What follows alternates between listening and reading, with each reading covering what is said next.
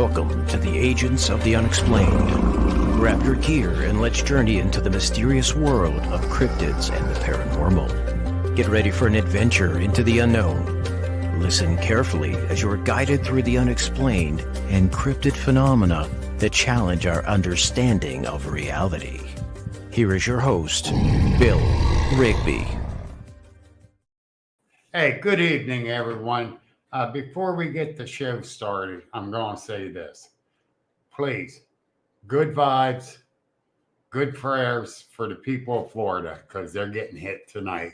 And I just saw a live video of Fort Myers with the storm surge, and it is rising. So please keep a prayer and the good vibes going for them. Now, on to the show. I got... This lady's a little crazier than I am because she likes chasing dead people. She was just in Gettysburg. I do follow her and watch the things she's doing. She's a great paranormal researcher. She's an author. She's going to smack me when she comes in.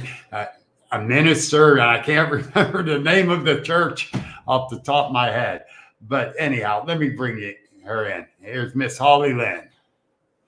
Hi, Holly. Don't smack me for not remembering the name of the church. It's okay because a lot of people struggle with it. We're actually an esoteric interfaith church. That's it. That's the name I was looking for. But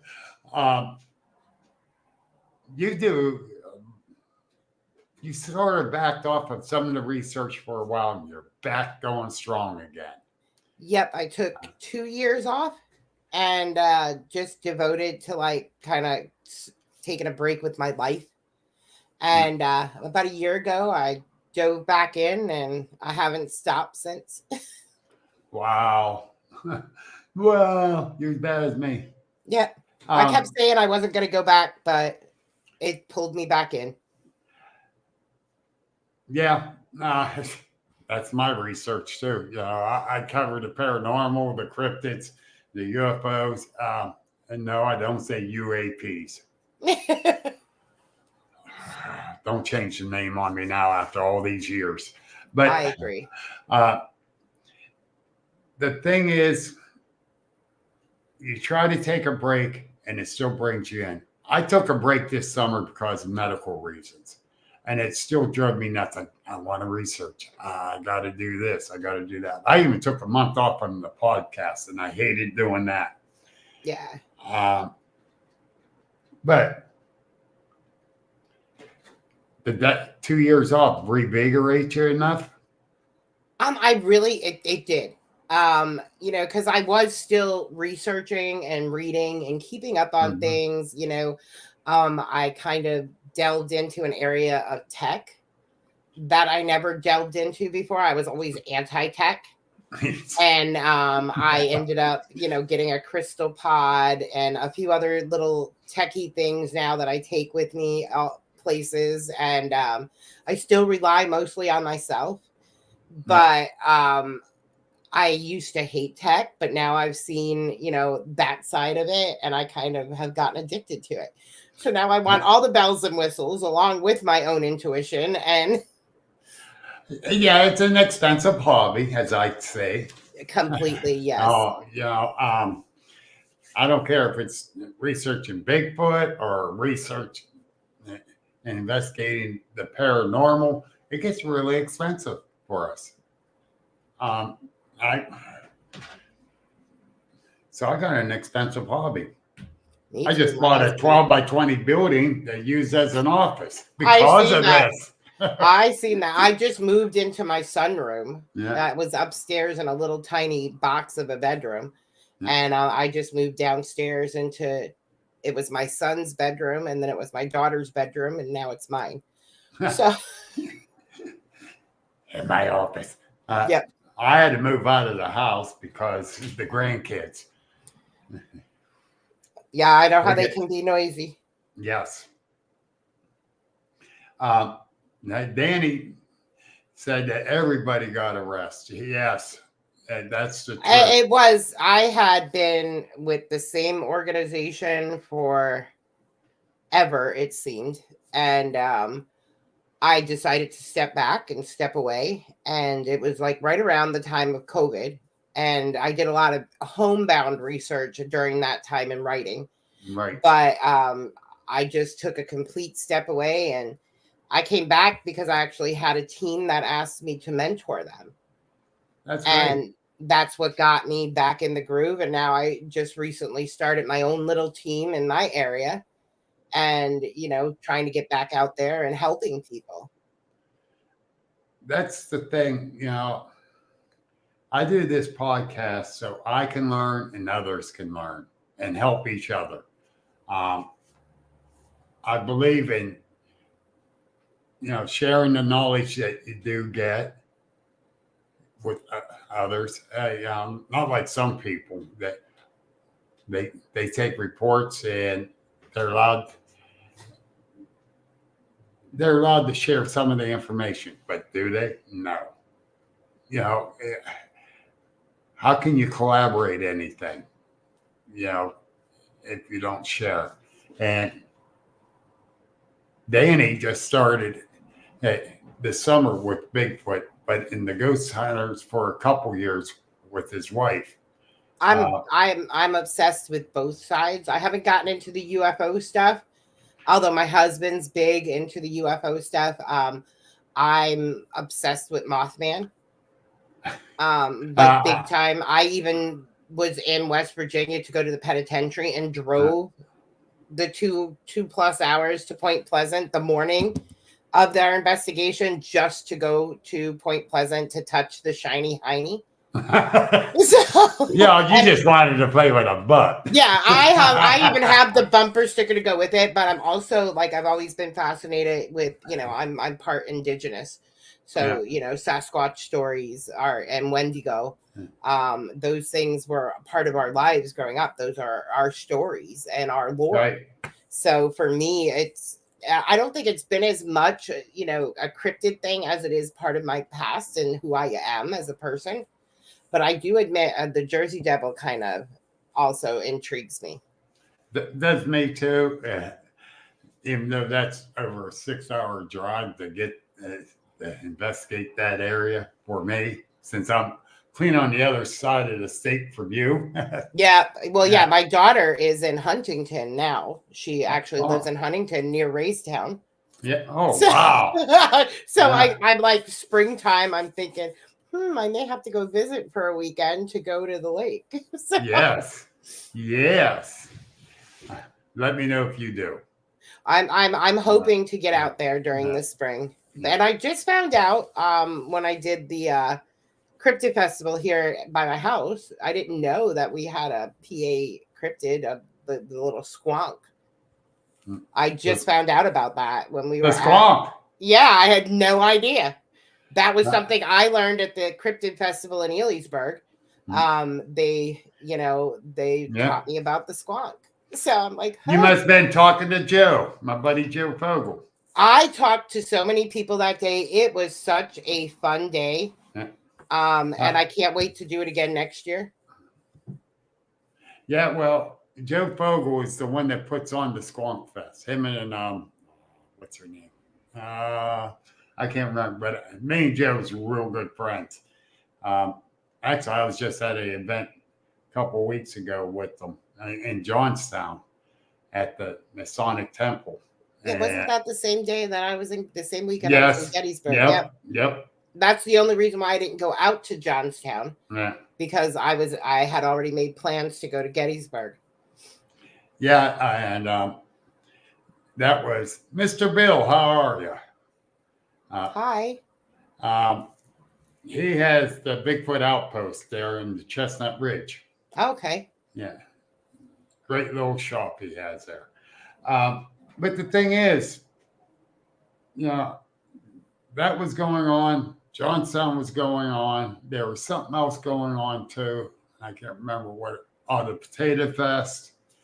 So many things that there's so many things to do. You got to choose and pick. Yes. And, Supernatural is my favorite TV show ever. And being able to meet two cast members from the show, that was going to go there every time.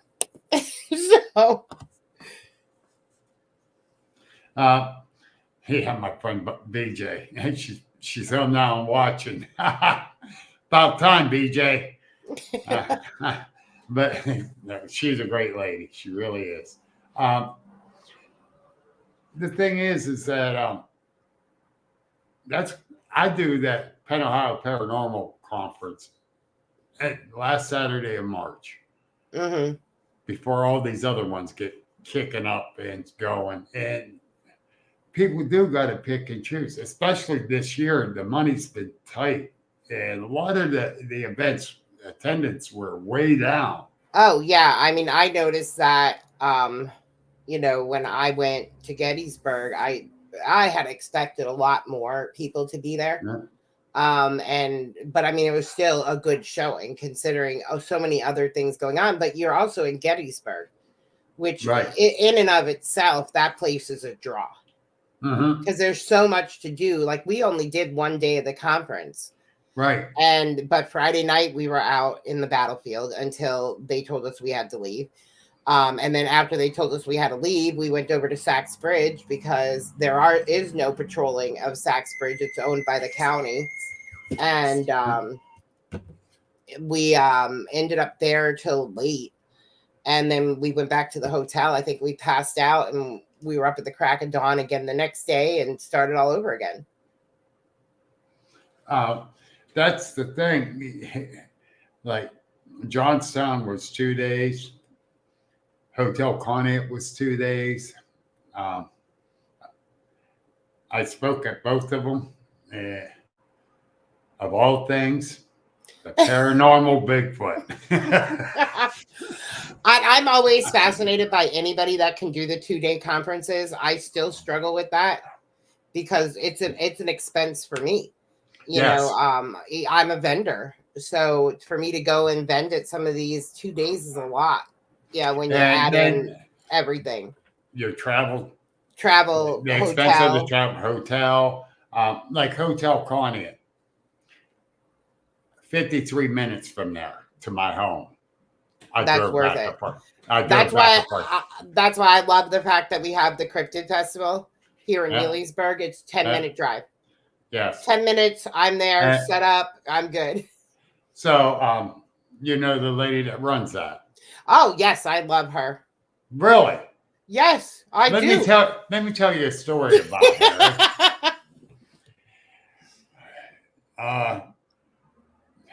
How can I put it? She's my little sister. She's my neighbor. She lives right down the road from me. Well, I'm sorry about that one. No, she's great. She really is. And I love that she did it. She brought something like that into our community because I'm actually looking at hopefully branching off of that and doing something paranormal related. Or towards the fall, something like a witch's market or, something like that. Right. That's the thing. You got to watch your dates. Mm-hmm. When it comes to the fall, because you got all kind of paranormal stuff going on. You got the Alba Witch Festival. Yeah, I just seen that. That was this past weekend, I believe. Yes, and so that's what I hate about the fall. I was told I should start a paranormal thing up for this time of year. I went, no.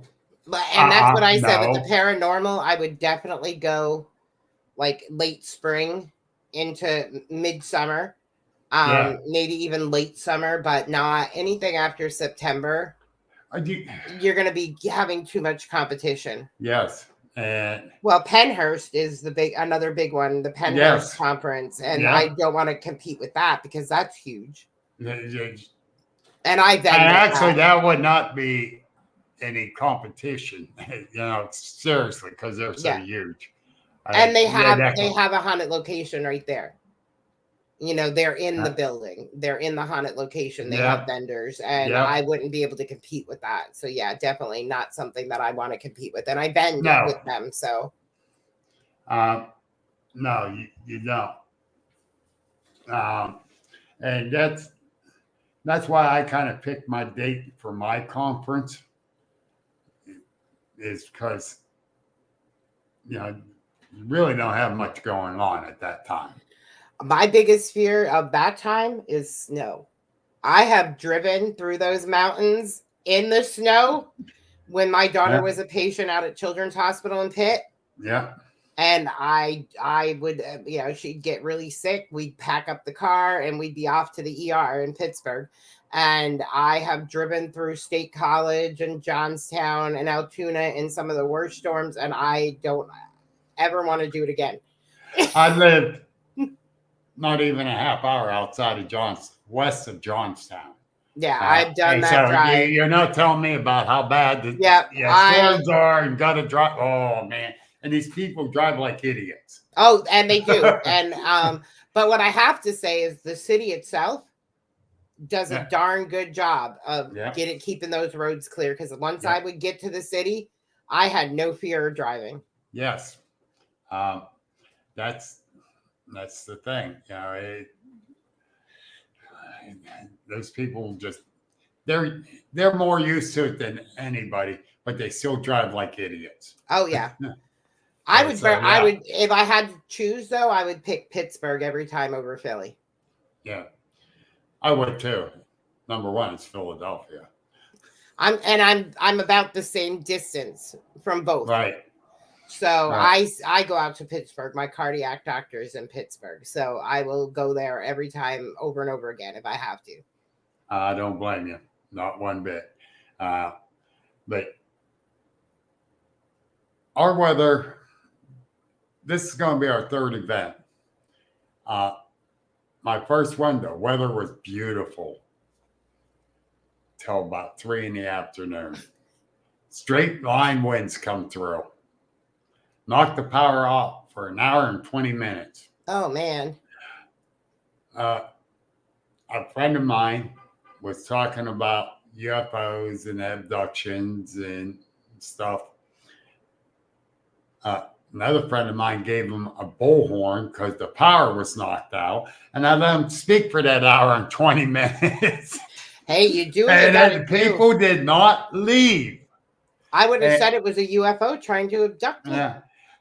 Right before the power went out, he said he always had problems with electricity going out on him and stuff. And it went out.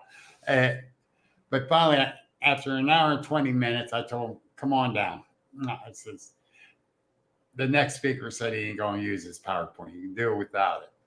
Ed Kellerman. As soon as they got up on stage, the power came on.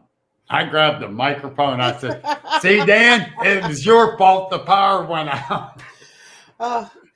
But yeah, other than that, the weather was pretty good. But I know that one year at the end of March, we got a foot of snow. So, and I know how it is here where we are. We can get horrible storms right up until April. Yep. And so I don't do any events in the winter because I don't like to drive, and my husband doesn't like to drive me. So I don't want to be around all those crazy paranormal people. He says, I'm married to one. I don't need to be around. Yeah, he said, I have it at home. I don't need to hear all these people. It's just crazy how it is. But I really enjoy going to these events. But it's the pick and choose, and it's hard. That's what I'm learning because I just started doing them. Like I was with the same team for so many years. And we ran our own events. Right. So we didn't have to go out and seek, outside events. We had 2, 3, 4 a year. And that was enough for me. And then I did my vending at different, metaphysical outlets throughout the year. So now this year I actually started, looking into attending events outside of the realm of what I, to be able to actually be a part of the community in that Right. sense. Because, then some of them are just charge ridiculous rates. They don't understand that not everybody has $1,000 for a weekend. No. And and if you can't guarantee that to be made back, for someone like me that's just selling some books and some arts and craftsy things, it's not worth it. And the cost that they charge the vendors at a lot of these events is getting really outrageous. I know this for a fact. You're going to like this one. At my event, I charge them $35 for a spot. That's crazy. I do an event that I do all year, every first Saturday from like April through December. It's a market. I pay $140 for the year. Oh, wow. Right. And I can come and go as I please. Now, Pennhurst, I do put more money into that. Yep. Because that is a bigger event. So I know I'm going to recoup that. The Bigfoot Festival, I put more money into that because I know I'm going to make that money back. Yep. But some of these events that I'm like, oh, I've never been here before. I don't know what the people are like. I don't know what's going to happen. And that can, worries me because like I said, I sell books and some little arts and craftsy things. Yeah. But when they're charging $300 to $500, $1,000. I've had a few that quoted me $1,500. Oh, there was no way in hell. No way in hell. And I'm being dead serious. Right. And then you have to pay for your room and board the whole weekend. So yeah, it's just not worth it. So I kind of stick to my own.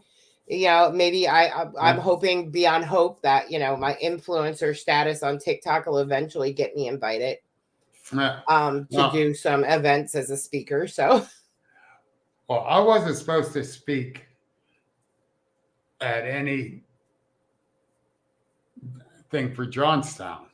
mm-hmm. And I was talking to Sean, messaging back and forth, says, I know you're busy, but for next year, if you're looking for speakers, I'm throwing my name in the hat. Well, he got back with me. He said, thanks and all that. He got back with me shortly after that and says, are you able to come and speak this time? Another one of the speakers had to back out. That's always nice. Issues. That's always nice. Yeah. And I went, yes, I will come. Well, he didn't tell me I'm speaking both days. That has to be tiring. I think for me, because of my niche, I'm a spirituality and occult researcher. Yes. So my niche, you don't really get a lot of those types of speakers because so many paranormal investigators forget about the one thing that's the most important is the research. Yeah. They just want to go and prove that there's something there, but they don't realize how important that historical research is, how the spiritual aspects of it are. I started as a historical researcher, and then through the years, I got more involved in, working cases with clients, getting involved in the spirituality and the occult side of things, because I feel that's equally important to educate people on, especially investigators themselves. My big motto is you should never be working with a client unless you understand their view and their spiritual path. Because if you're going in there as a Catholic and they're Jewish and you're not doing the things that they need to do according to their faith, then you're not doing them any help because they have different beliefs in the paranormal and different ways to get rid of it. I say and I'm trying to be more like Les Odell. Les is the ultimate researcher / investigator. He'll take the report. He'll check online, see what's going on in that area. He'll go to the libraries and check historical facts that way. Then he'll go talk to the people in person and study.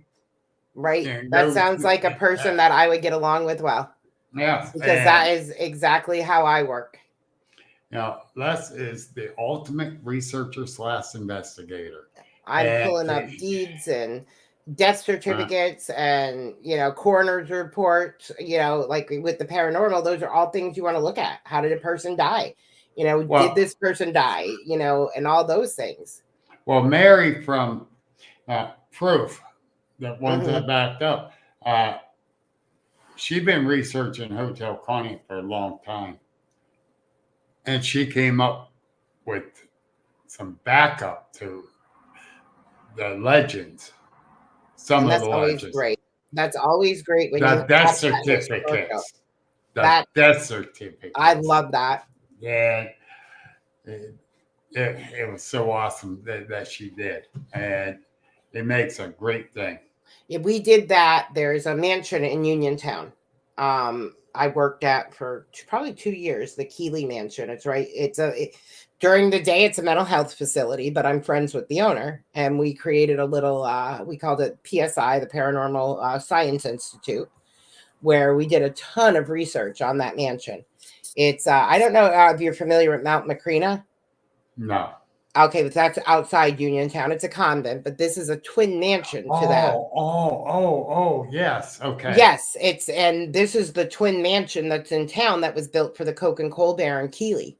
Yes. And we found the grave. We did research on him. It was even in the paper that the doctor who had owned the mansion, that his family was kind of upset that we were doing all this paranormal research into this place. But we had all of this information, and we knew who lived there, and we had the owners all the way up into the current owner. And I mean, that place, I always tell people, if you want to look for somewhere that's like not over investigated, you need to contact him and go in there, because it's not a place that has been overtly investigated. But every time I have been there, I have gotten amazing evidence. Yep. Every time. It has never failed to provide. We had one time we went out to dinner, we came back, we had Jenga blocks that we would leave on the table. And we came back from dinner and they were literally spelt out into help on the table. Wow. And that's awesome. And it's like, where else can you go? It's like a one-stop shop. They have a little bit of everything going on there. It's like, and I want to go back again and take a team back there again. Wow. That'd be interesting. It was great. The year, well, I think it was about 6 or 7 months where I spent like pretty much every other weekend traveling out there to run tours and do overnights. And you're talking Uniontown down around Washington County. Yeah, Uniontown. It's what is it? Fayette? I thought it was Fayette County. Yeah, that's where I would drive from here to there every other weekend, and I had some of the best times of my life there. I really had experienced a ton of things. It was where, I learned that I had a gift for mediumship, because I actually had a spirit jump my body and speak through me. And I wouldn't have believed it if I didn't hear the recordings. Oh, wow. It was a voice like Gollum from The Lord of the Rings. Holy cow. Yeah, it was the scariest thing I ever heard, but at the same time, it was like, whoa, wait a minute, that's me. That was me talking, but it wasn't like I had no recollection of it. Right. I had no memory of it whatsoever, and but it's an amazing location, and it's a beautiful, beautiful mansion. The thing is,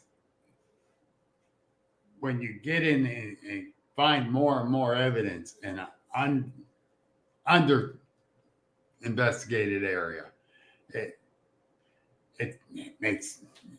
gives me goosebumps. Oh, totally. Or when you can verify the information. Like, I've traveled, the farthest I've gone to investigate has been Iowa. Yeah. We drove, took us 2 days to get there. We went out to the Malvern Manor in Malvern, Iowa, and spent a weekend there. And that place is another place that's like hopping. It's not far from Villisca. There's actual beliefs that the person who committed the Villisca axe murder stayed in the Malvern Manor. Oh, wow. When it was a hotel. And, historically, we haven't been able to prove that, because no one knows if, who did the murders in Villisca, but psychically, myself and several others have been able to say we feel that was the person who committed the murders, that Right. they stayed there. But I mean, the play, and then after it was like a hotel, a manor type thing, it became like a group home and a nursing home, and so many different layers of hauntings and experiences in that place. We had a seance there in the attic, and I watched a skeptic sitting next to me that was like a 200+ pound cop, complete skeptic, get lifted up off the floor and pulled out of the circle. This Oh, poor wow. man was never the same after that. Never. Oh, hell no. Nope. He was messaging me as we're traveling home. He's all freaked out. He like just couldn't believe that something actually lifted him up, like a big guy like that. I wouldn't have believed it if I didn't hear everybody in the downstairs in the viewing room yell about it. So I see a question. Wow. Yes. Would you rather ghost hunt in a house / structure or outside like a farm or cemetery? I think both of them, like cemeteries, I don't investigate at because I don't ever get anything in cemeteries. I think people don't haunt. That's my personal view. People aren't haunting the place where their body's resting. Farms can have their drawbacks, but they can also but I love structures. I've done a lot of farms, but I go back to my favorite locations are like sanitariums, asylums. I always say it's because I fit in very well there with the spirits. So, I wasn't saying that. I'll keep my big mouth shut. but no, I think I always tell people that's why Uh, I think I like them so much, because I do fit in very well with the well, spirits there. Prisons I don't like, but I get attracted to them. yeah. I'm attracted Hillview to West Manor. Virginia. I was there this year as a That's on my speaker. list. That is my list of places to go. Oh, you need to go. And I know my that's friend one Heather. of the top 5 in the state. Oh well, my friend Heather Taddy is actually doing an event there over Halloween. Oh, okay. Yeah, so I'm considering it, but I want to go. I've gotten to a lot of places I've been to so many places out of state that now I'm starting to explore the places in our state. Yeah. I lived near there for years. Drove past it, going to the Lawrence Village Plaza right up the street. I remember when they remodeled it with that ugly facade that's still on there. And I was a kid. So, the thing is, I finally got there and they knew that was the first time for me going in, and it was for HillCon. Okay. They gave me a private tour before they opened up the doors, and I felt some presence in there. That is what I have heard. I was supposed to go there years and years ago with a team that I was working with locally, and we couldn't get enough people gathered to go together. Right. But yeah, I mean, the only other place that I think of when I think of those locations, like outside, we have a ghost town here near us called Elvira, PA. Yeah. And we've had, Bigfoot sightings there. Yep. I actually shared on Gwen's podcast about being there, and we were back by one of the bunkers, and we were coming. Like I'm a chicken, and I admit that. Like I will admit, I am a chicken. I run. For years, I couldn't run because I had issues with my legs. I was in a wheelchair, but we were there, and we were walking back from one of the bunkers past one of the little cemeteries, and we heard this low guttural growl like thing. I could not even tell you, but all I knew is that innately my body ran because I didn't want to see what was coming from that. And then it was later that night when another team came to join us that they said, "Oh, you do know that there's been Bigfoot sightings back here." And I'm like, "No, nobody ever told me this stuff." But, they don't tell me that stuff because I always ask people, please don't share anything with me, because if I get an impression, I don't want it ruined by someone having shared it with me. Exactly. And so, yeah, I had no idea, but it was, like I said, I will never forget that noise in my life Well, because I never heard it before. like with my Bigfoot sighting, uh, it was only 15 feet from me. Yes, I about filled my pants. And I'm not afraid of anything up to that point. After that, yes, I was. Yeah. Found out See, I'm I not am the you. I'm one. just human, not superhuman. Oh, and Yep. I think we all are. Like anybody that says, like, they'll say, "Oh, you're a paranormal investigator," but oh, you must go. I'm afraid of the dark. And they'll be like, "But how can you do what you do and be afraid of the dark?" I said, "Because it's a different. You have flashlights. We Yep. have UV lights. We're not in complete darkness. It's when you put in complete darkness, I freak out. But if something touches me, or I feel something walking up behind me, yes, I'm going to run and I'm going to tell. I learned my lesson. I've been hit one too many times by things that have knocked me down and have hurt me that, I will run now. I will run away. If something tugs me, I'm gone. And it's insane. I was out with Jamie and Jenny King and Jim Sparky, as we call him, the one night. Put glow sticks up the trail, different spots up the trail.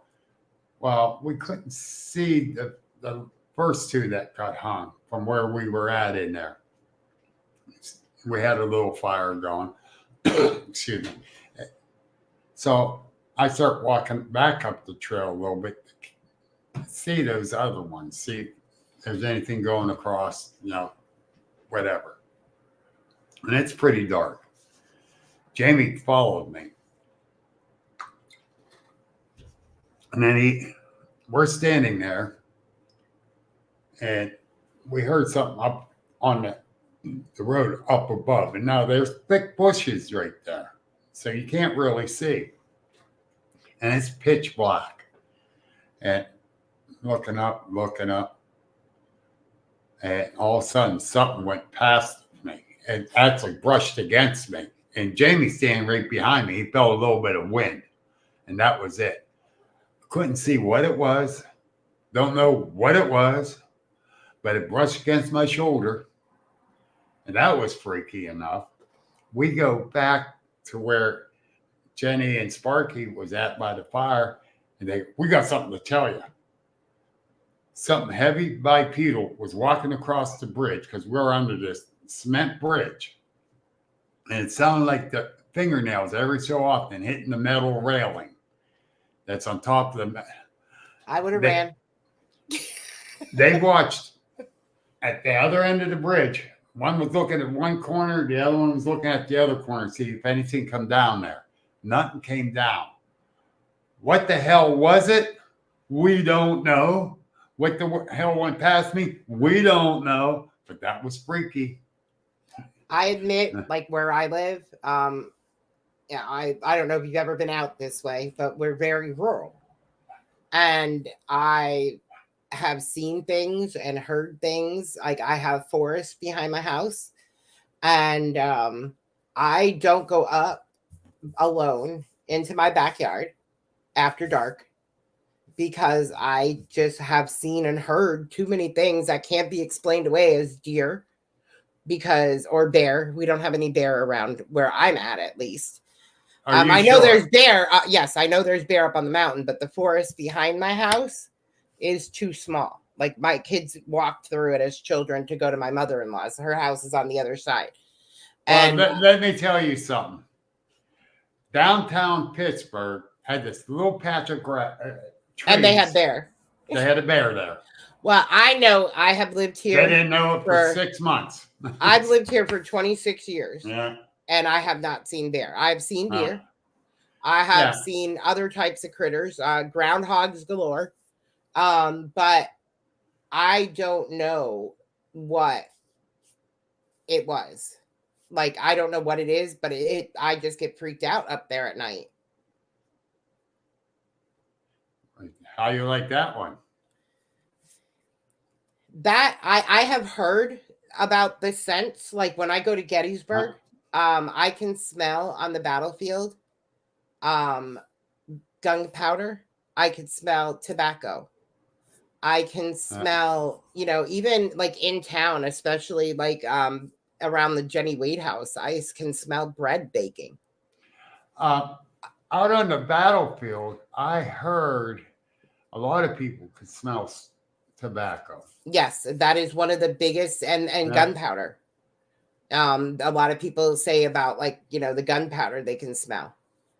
They can smell a lot of them do come say about the tobacco, though. A lot of people, and when we were there, and I've always noticed this when I've gone there, we were in town and we would look up in the distance at Seminary Ridge, Mm-hmm. and it glows at night. Yeah. And there's nothing out there to make it glow. It's like there's nothing on Seminary Ridge except for the college, but this is out past where the college is. So, yeah.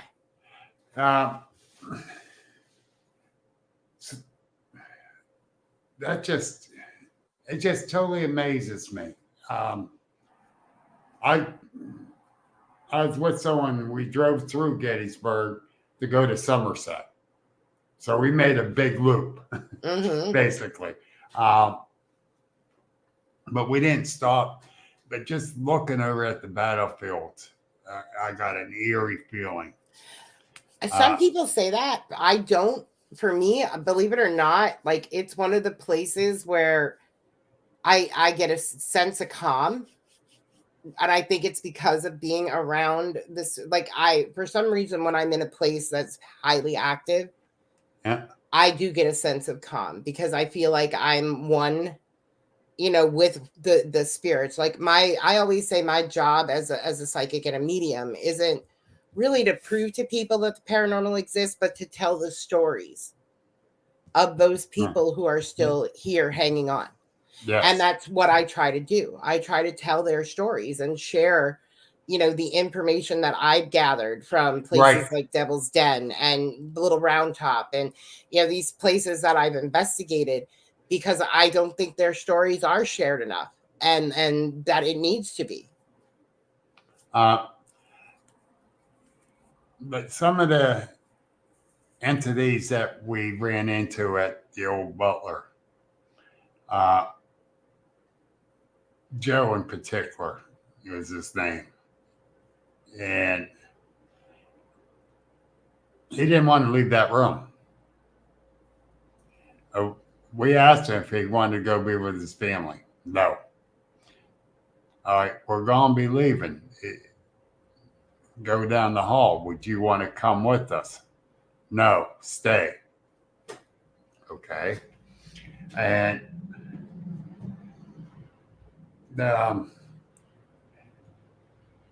he's happy where he is at. Yep. And I get that a lot. He does not want to leave that room. And we asked if he wanted to go with his family. No. He's happy. Boom, stay there, man. All right. Then I asked him, do you want me to come back and visit again? Yes. That's pretty cool. Yes. And of course, there's a bunch of red tape to go through to get back in there again.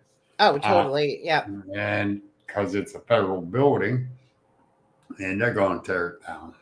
That's like Harrisburg State Hospital. I've heard so many stories from people who've worked there.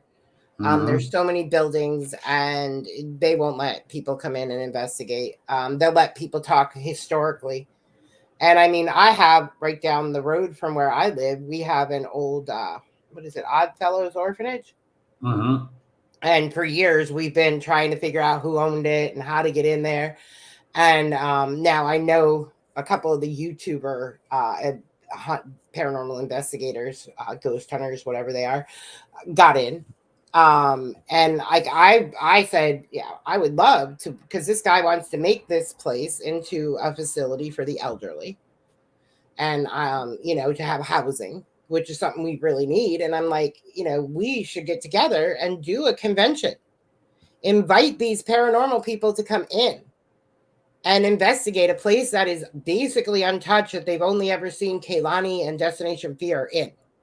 Right. And I said, you will make the money to restore this place and be able to have your senior housing. But at the same time, you have to look at, is it really wise to put something like that into a building that was used for what it was used for? True. And that that's is always true. my thing. Like, there is a reason why places like Waverly Hills and, Trans-Allegheny and these places aren't inhabited anymore. There's a reason why Pennhurst isn't, I know last day I knew they were building like a little speakeasy in Pennhurst. They were like putting a little speakeasy in there. Why? Business. I mean, I guess from what I've heard, the couple of events they had there went off really well. And it's probably to help bring in money outside the Paracon and the tours. But again, do you really want people drinking and partying in a location that was noted for what Pennhurst is noted for?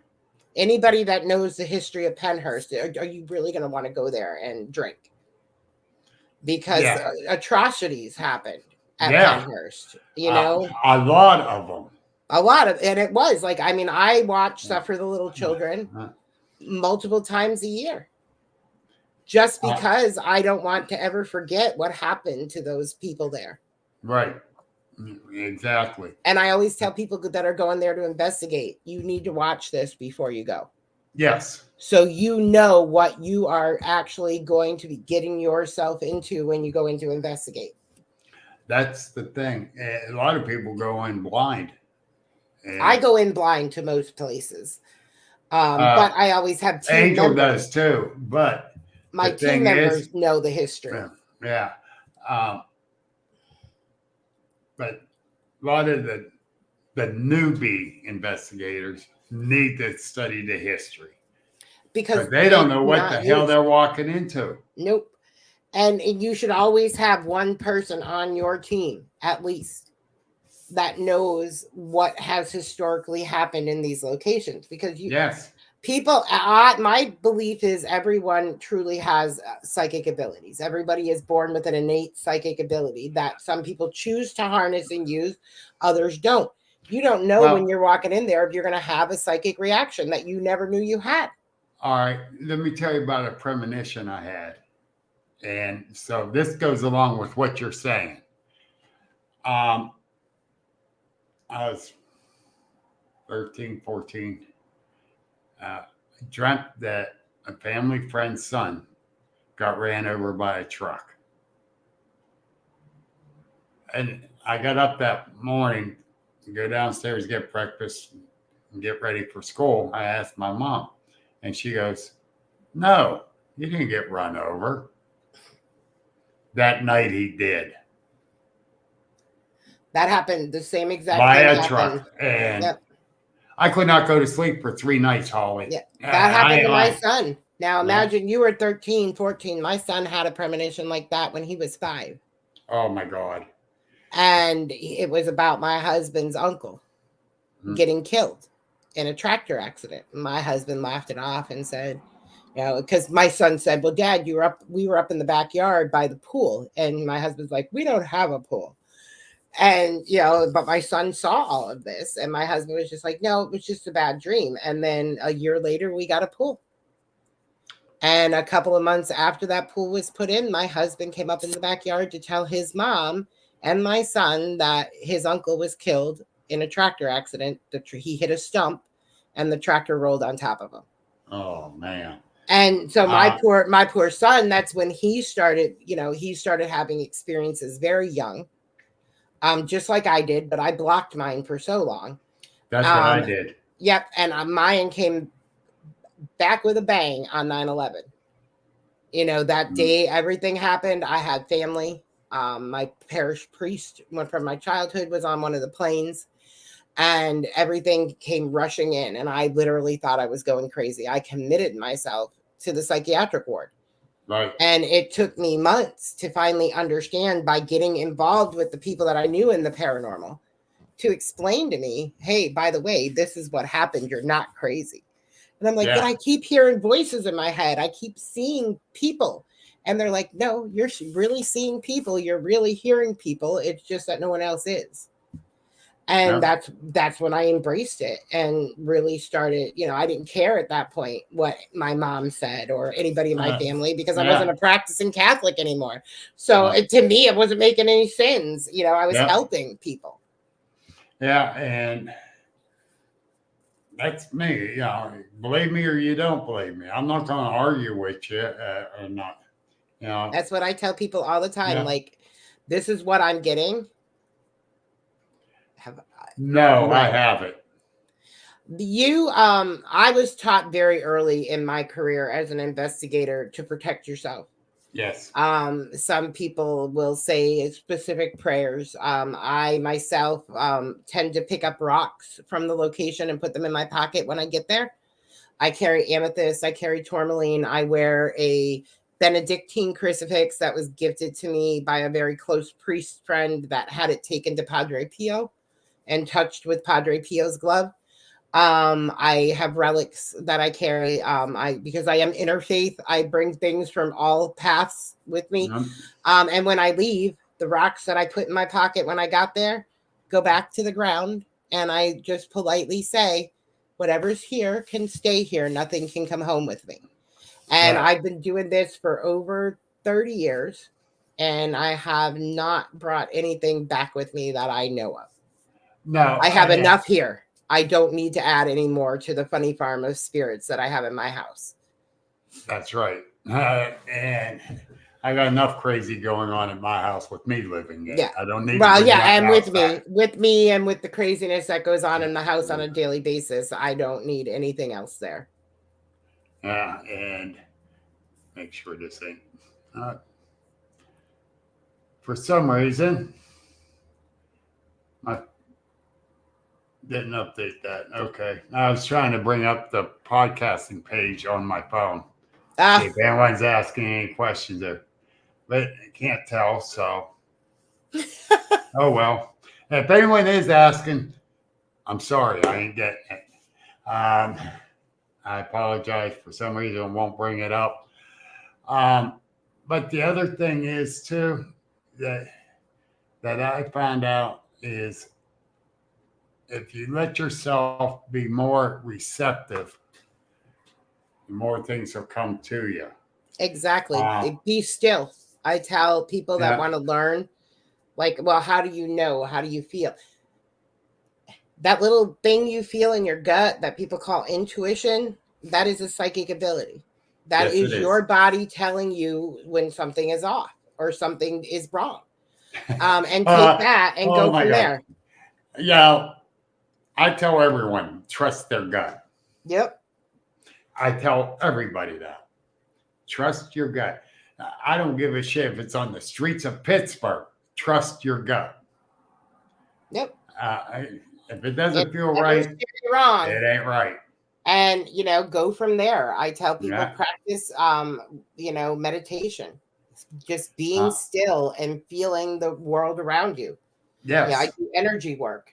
And as an energy worker, we're taught to literally see the strands of energy from people to people. And, it's something that I use in my practices, seeing those little strands of life that are still in haunted locations. Yes. And, I have seen different things throughout my years that I could not fathom what it was. And the more I start researching and investigating, it's like, oh, wow. Okay. Now I understand. Mm-hmm. I was just too bullheaded to relax and learn. We were driving down the road just a couple days ago. My husband and my daughter was over the weekend. We were going grocery shopping. And I'm driving, which I very rarely do when my husband's with me. And I'm pulling out from one store to go to the next town over. And I get freaked out because I see this kid sitting on the side of the road. And I was the only person in the car who saw it. So, Curse, it goes through my mind. Oh, I'm going crazy again.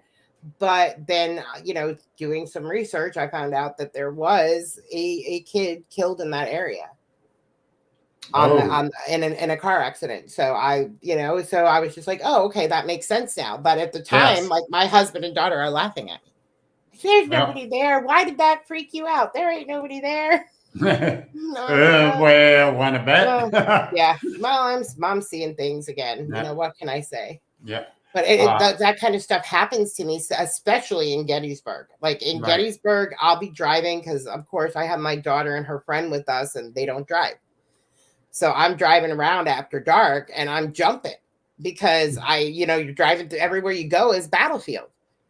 Yes. And, they think it's funny. And I'm like, it's really not. This is why I don't like to drive after dark. Yeah. I don't like driving after dark because of the bright headlights. But well, you add that to seeing things coming out the side of the road at you, and it's just like, forget it. I need to just go home and go to bed. But that's, friends of mine, they were headed from their place to go get gas over into Ohio, and she's looking around like this, and she sees a Bigfoot in the woods. Oh my goodness! And she tells her husband, he turns and looks this way. It's to the left. He missed it. Oh my God! When he looks back around, they go back around, and it's already gone. Yeah, I've actually I've been to 2 places in Ohio. I've been to Madison Seminary, okay, which is a really cool place to investigate, really cool history, and then the Mansfield Reformatory. Yep. Yes. Oh, the Mansfield Reformatory. Let me tell you, I was chased around solitary confinement by a spirit, and my one friend kept telling me to stop running away. And I kept saying, no, there's something behind me. And literally it was when we got to a specific cell and then found out like this, literally in this cell, a man like killed another man in solitary confinement. And I can't remember, used his, for, excuse my language, his body as a sex toy. And that's who was chasing me. And so I was just like, yeah, no, I'm done. I'm not going back into solitary confinement for the rest of the night. And I would literally ask my friends. There was another part up by the chapel, I think it is, where I kept smelling something burning and found out, I guess someone had set themselves on fire up there. Oh. And so, that place, I would definitely go back because one night wasn't enough to really dig deep into the location. It never is. Heard that. It never is, especially big places like that. I've been to West Virginia Penn like 4 times now, I think. And I still haven't hit every location there. Now you're at a place like the Bel Air House, in Maryland. I think it's Maryland or Ohio. It's right on the border. Ohio. I was going to say it's right on the border there because we stayed there when we investigated the West Virginia Penn the one time. Now, a place like that, you can investigate and get good info in one night. But these big locations, you're only going to scrape off a little bit each time you go. Exactly. And that's why I would want to go back. That's like the old Butler VA hospital. That place, I can only imagine, was huge. Oh. We need to go back in there 5 more times.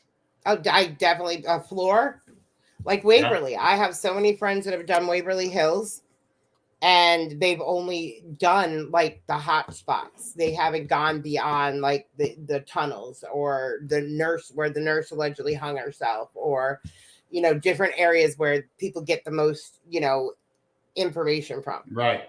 And I have yet to be there. That's on my bucket list of places to go. But I keep hearing it's getting more and more expensive as the years go on. Everything's more and more expensive. Hey, they got to keep the lights on somehow. And with everything, the price, everything going up, it's not a surprise that the locations are going to have to start charging. And that's why it is. Like I tell everybody, it's an expensive hobby. It's an expensive career. Same thing because you don't get paid. You don't get paid to be an investigator. They pay my payment is the information I get or writing a book. Hey, I started a book. I'm not that far into it. I have two that I've written. Yeah. Only one is paranormal. I'm working on two more paranormal ones together right now. I've been working on the one for too many years. It's more on it's for parents of children with special needs, Right. who have psychic gifts. It's from our own experiences as parents of two gifted children that also have autism, and family members who have kids with abilities that had special needs, and how to deal with it and cope with it and help them cope with it. So that's it's not really paranormal, but it is. I notice kids with special needs are more in tune. Totally.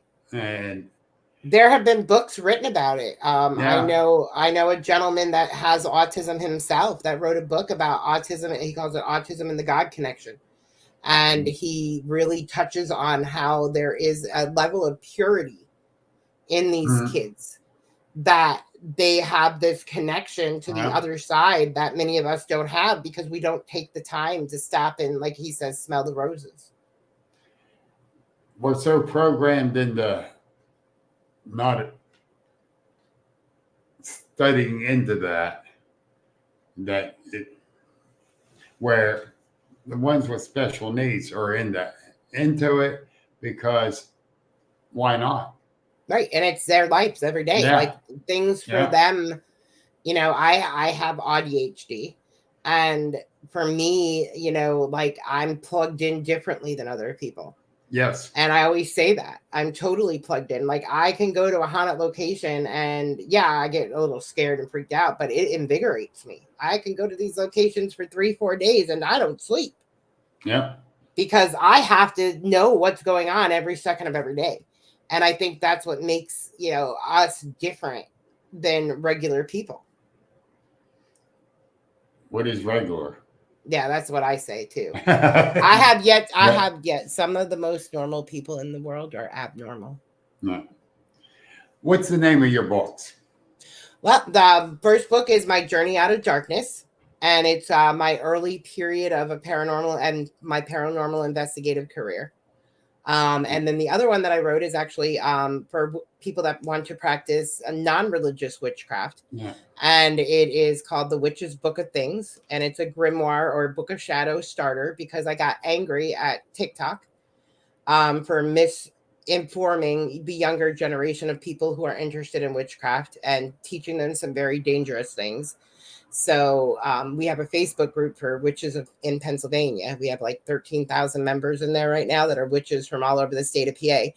And I sat back and I said, I want to write a book to help these younger people learn the way we learned. Right. And just the basics. So that's what that one is. And I'm also writing an herbal book now for that, to tie in with that, to teach them about magical and medicinal uses of herbs. Cool. Yeah. So what's the name of the Facebook group? Witches of PA. Okay. Yeah, it's very easy. Witches of PA. And I warn everybody, if you're joining, we are a private group. We do ask a lot of entrance questions. If they are not all answered, you will not be allowed in. Good. We got infiltrated with a lot of people scamming, like if you say, your birthday's on Tuesday, I'll do a reading for you. Yeah. So we don't allow readings in our group. We have a specific area for that with vetted people that do readings. But we're very much about educating, and we break down even as far as regions. Like I'm in the coal region. Yeah. Well, see, like my Agents of the Unexplained group page. Mm-hmm. It's private. Yeah. Because of the trolls. Yeah. Well, yeah. And I tried not to. I tried not to, but our group was public for 10 years, I believe. Yeah. And we had to shut it down because we get people that are practicing in private. Yeah. That they don't want, their parish priest or their, Yes. We have Christian witches, but hard to believe, but yes, we do. Yes, you do. And And, we want them to be able to feel comfortable talking without it showing up on, like, it was when Facebook initiated the showing groups on your timeline, Yeah. even if you're not a member. That's when we put a lockdown on the group, because people were complaining, so and so in my family saw my post in the Witches of PA group, and now I was outed. Yeah. So for the safety of our members, we said no, that we can't have this. Which is good. I agree with it. I hated doing it because the algorithm worked better for public group than it does private. Yep. And I got a great set of admins on my group that, they don't answer the question, they don't get in. Once in a while, that's how we are. Once in a while, they just deny them. Other times, they'll send deny we them send with a message. decline with feedback and say, Yeah. Hey, all the questions must be answered or you can't join. And because there is one tricky question, we ask about, if you're not from PA, we have a group, which is in North America, that you're more than welcome to join. But please tell us what your area of PA is noted for. So people usually answer, but I am in PA. And they don't read the second part of the question. So then we'll message them back and say, hey, we need the answer to that in full. My area is known for being the armpit of the world. I've never heard that one. I hear meth a lot for people from Pittsburgh. They'll say, what's your area known for? And they'll say meth. Yeah. Like, man, there's so much more that Pittsburgh is known for, but meth. Johnstown is always the flood. Yep. But it was a running joke because I always said Sharon's the armpit of the state. Well, they come out with a shirt with all the towns and that, and then the interstates and everything. Sharon was the armpit. Oh my God, that's great. I love it. See, I was right. But anyhow, it's almost 10 after.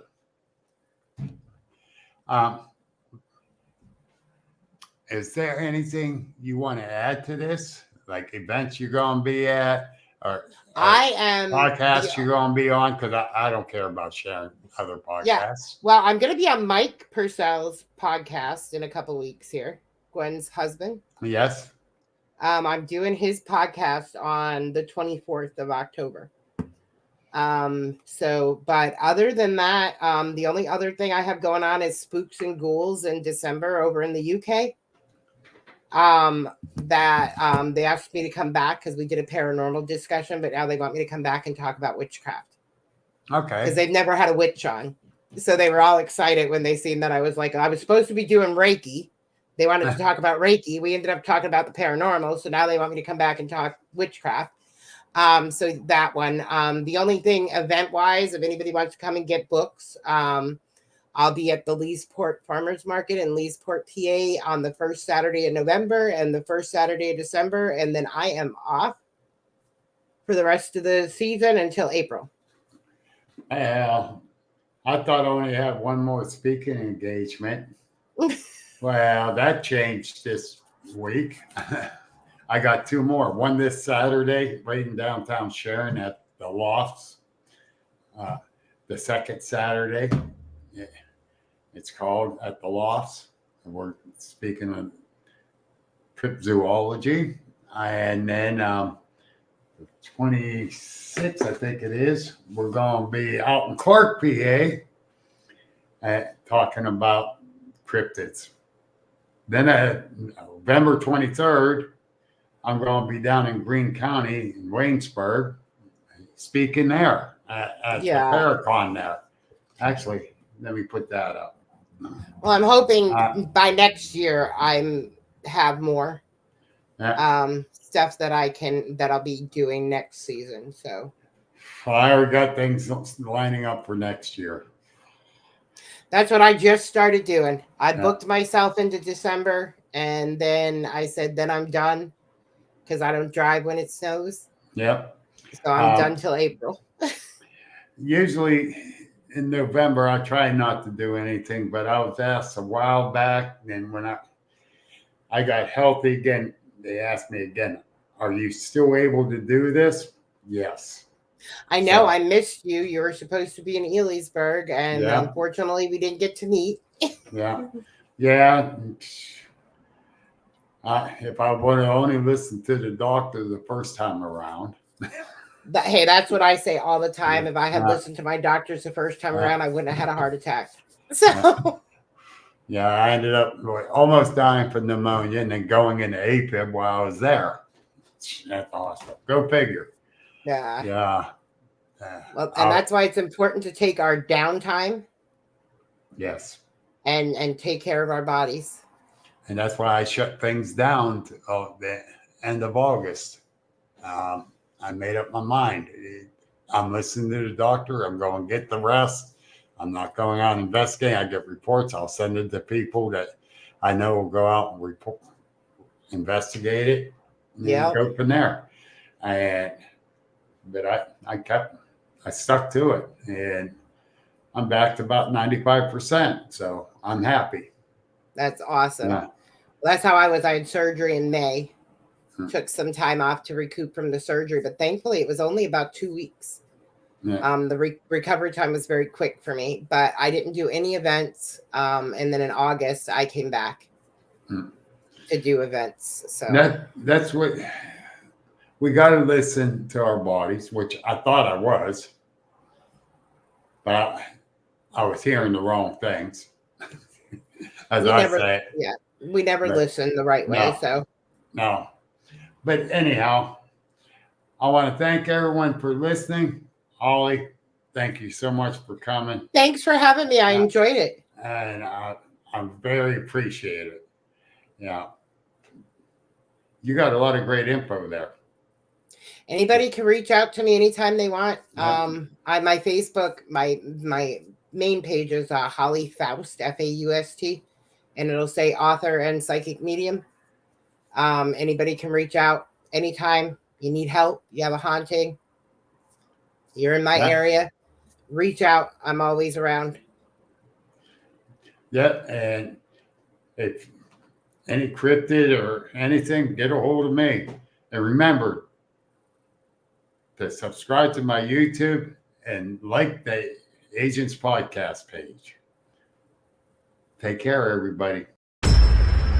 Thank you for tuning in to the Agents of the Unexplained. Please visit our website at agentsoftheunexplained.net for unique paranormal merchandise like t-shirts, books, and coffee mugs.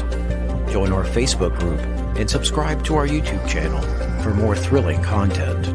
Until next time, keep questioning the unexplainable.